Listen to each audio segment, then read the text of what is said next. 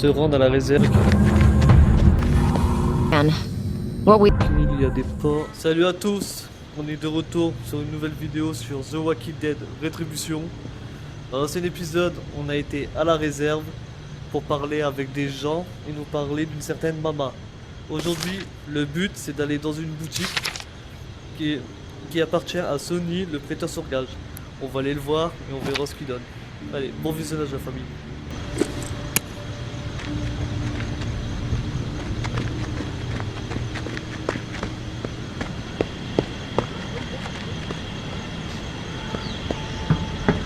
Coming at you on all channels, people. The Pond King is open and the dealing can commence.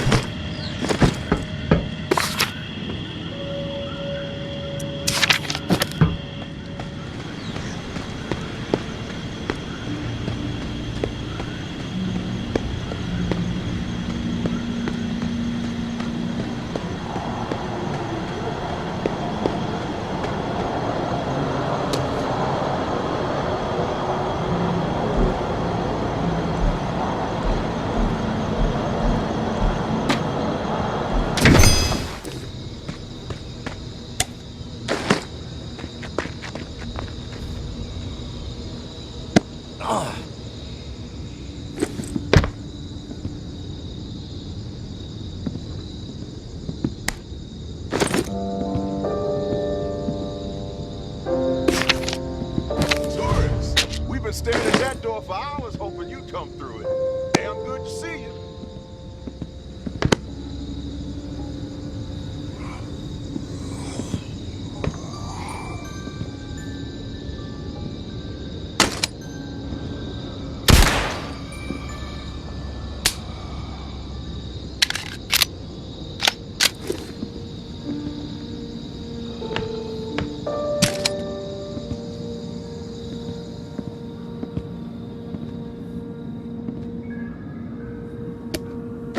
Not the best time for me right now. Wait, where you going? I can focus now. Sorry. Let's pick up where we left off. Tourists, we've been staring at that door for hours, hoping you'd come through it. Damn good to see you.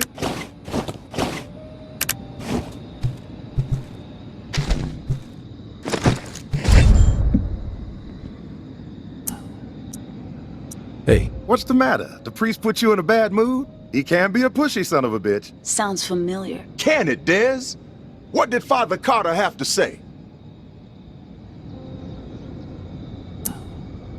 He's in. He did have a few stipulations. He gave me a letter to give to you. That son of a bitch. All right, put it in the drawer.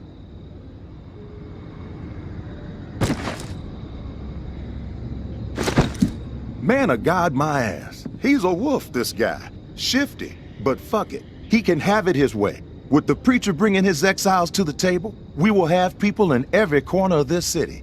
There's a whole lot of demand out there, tourists, and everybody in NOLA's gonna know that the Pond King always delivers. It doesn't sound as cool as you think. Keep quiet, Dez. I'm doing business with the tourists. You'll get your cut once the goods start flowing through here from our exile friends.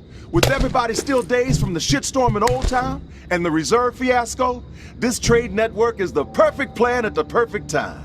Supplies have never been harder to come by. Everybody's got Old Town on the brain. Yeah, well, it was a fucked up situation.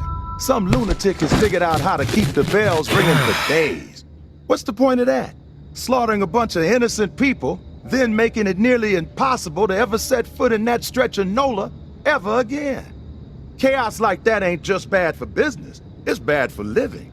Hope Mama gets a hold of that fucker, gives them what they deserve. I heard it was some tower guy who went rogue. Yeah, but you know what they say, Pumpkin. Truth travels slowly. Rumors have wings. You're like the only one alive who says stuff like that. Cut the shit, Dez. I mean it.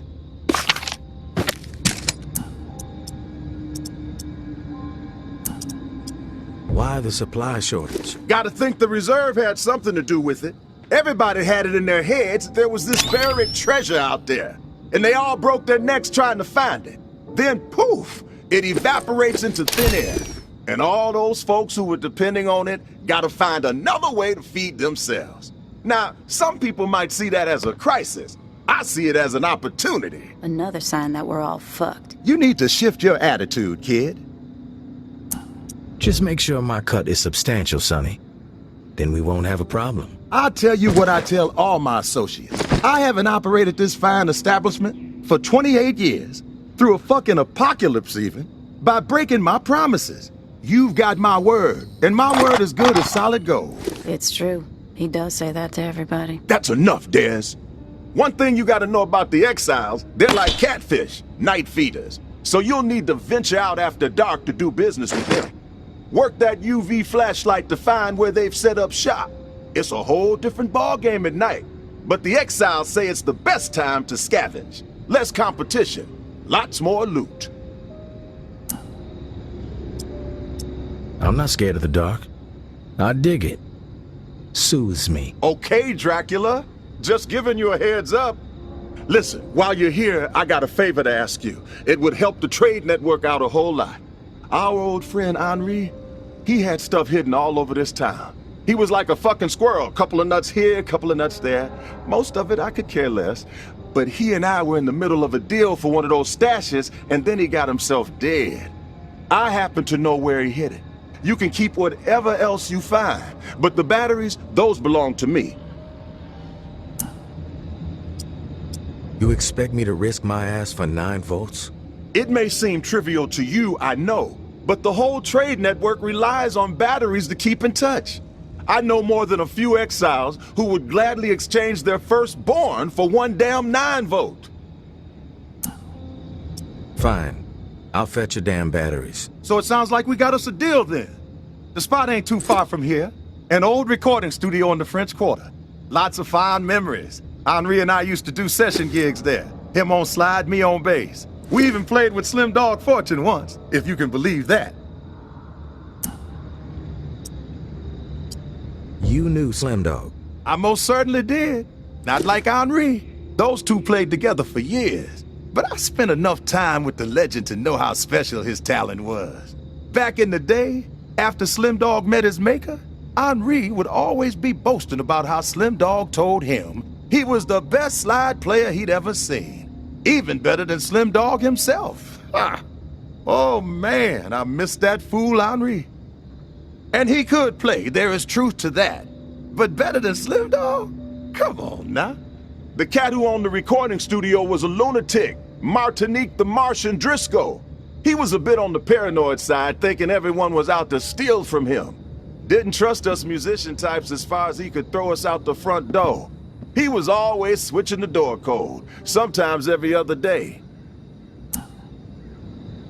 Where do I find the code?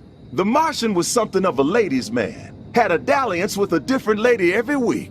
So he set himself up with a private suite at the Hotel Eclair. Every time he changed the door code to the studio, he'd leave it there for whoever he had coming around.